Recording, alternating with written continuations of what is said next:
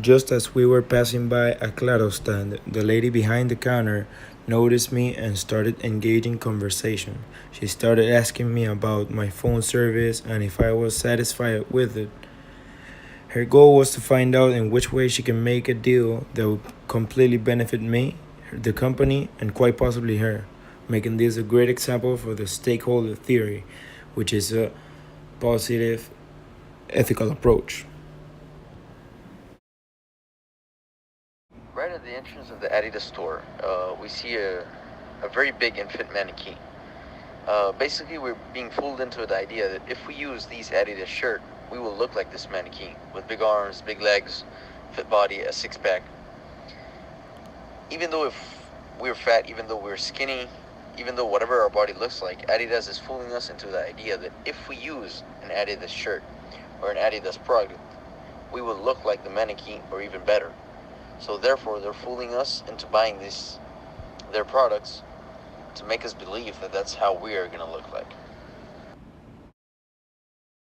In the case of items, we can see how the stakeholder theory comes to play, as the store decides to discount items as they receive new arrivals, benefiting their stakeholders who desire lower prices, as well as other parties like suppliers, employees, and shareholders who need to open space for new merchandise to come in. In regards to the ethical implications this has, it creates a symbiotic relationship in which all parties' desires are taken into account, not only the shareholders, therefore benefiting a larger group.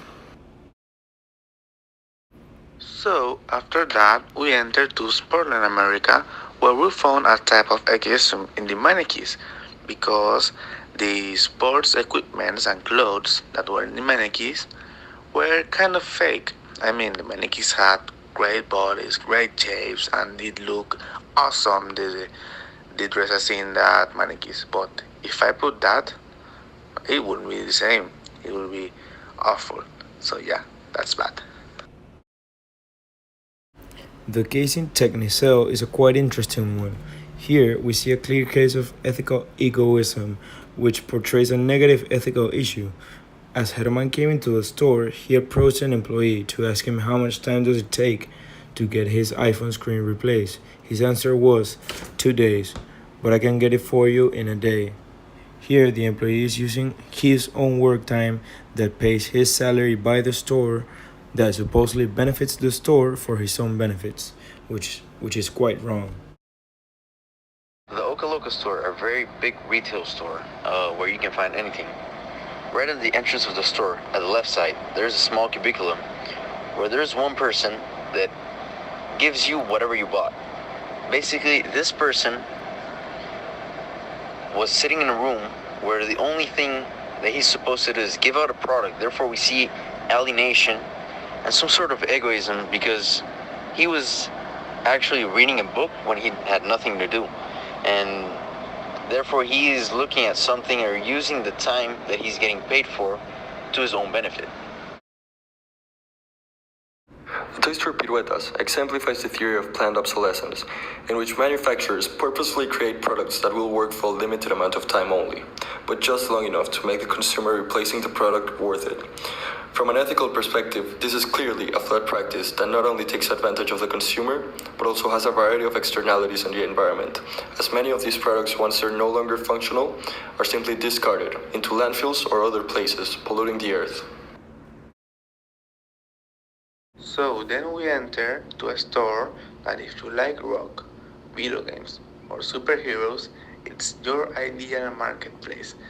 That store is called Dark Stage, and it's a store made for the fans of dark style, if you want to say it that way, that have some products that in other places are more expensive.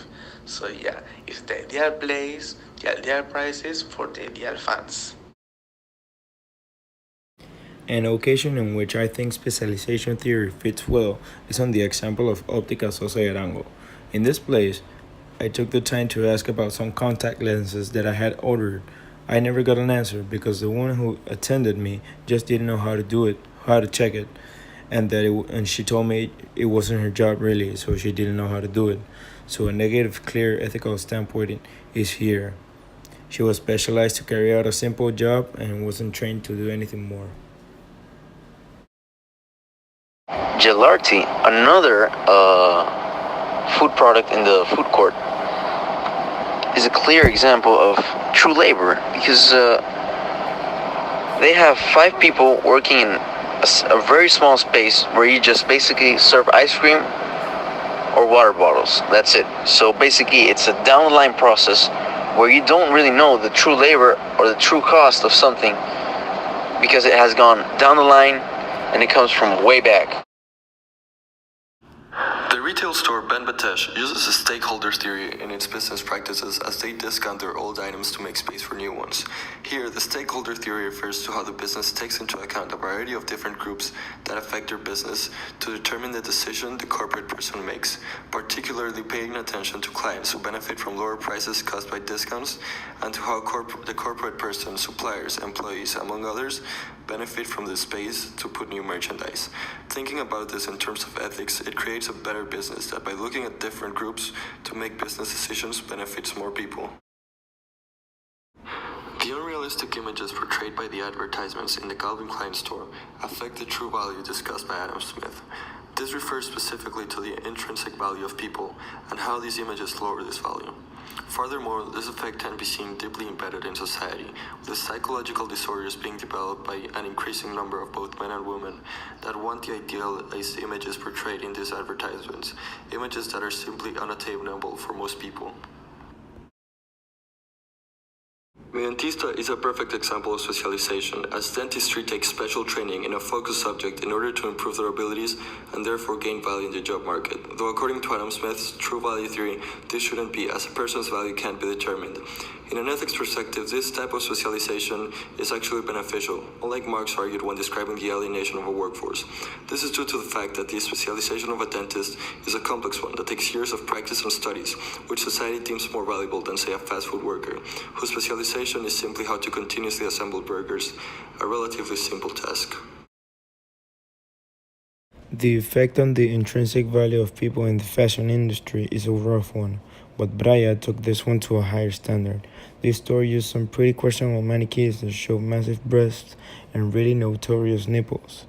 This clearly hits hard on the intrinsic value of customers for fooling them into thinking that buying their clothes will help them look like that. A clear ethical issue that really needs to get fixed since it's so repetitive. So, one of our last stops was a mini place of Dark Stage. Yes, the same store we visited before, but this was like a smaller version, where the man who was supposed to attend us didn't notice we were there because he was in his phone. So it was an ethical egoism because, he just cared about his salary.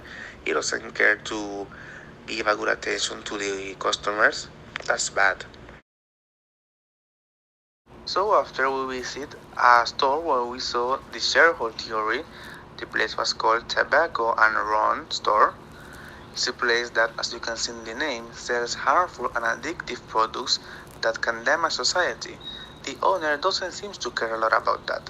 He just wants to make money, no matter the price, no matter if it is bad for the rest of the people, it's good for his pocket. So yeah, it's a shareholder company. The Subway store is a clear example of specialization, and it can also be connected to alienation. This is because it has a literal term of passing down the line. So one person is specialized to take the bread, microwave the bread. Another person is specialized to put the meat and the cheese on it, pass it down the line, and specialized to put the vegetables, pass it down the line to someone else so the cashier can then get the payment for the product. As we were walking out, we stumbled upon a store that seemed to sell guns. Curiously, we went up and asked, and they were told that they were pellet guns, not real guns, but they were machine guns and rifles too. The store also sold a bunch of different knives and daggers. Here we see a shareholder theory take place, since the owner didn't seem to care as to who was buying his products that most definitely have caused harm on society, which is on an ethical standpoint negative. So then we entered to the Crescent Salon, where it was not so easy to explain the persons working there that we didn't want to have a haircut, but well, that's a place where you can find many people in their specialization. That is beauty, makeups, and all those stuff. You can go there and you will surely have a nice haircut or a nice blower, nice nails, or whatever you want. So yeah, that's a good specialization example. No space is a very clear example inside the mall. We had an encounter inside the Polo Club store where we were filming and taking pictures, and we got approached by the woman, and she says in a question, what were we doing on the mall, that we weren't supposed to be doing that, and that we had to leave the store immediately. We were not able to take any more pictures or see other products or talk to anyone else on the store.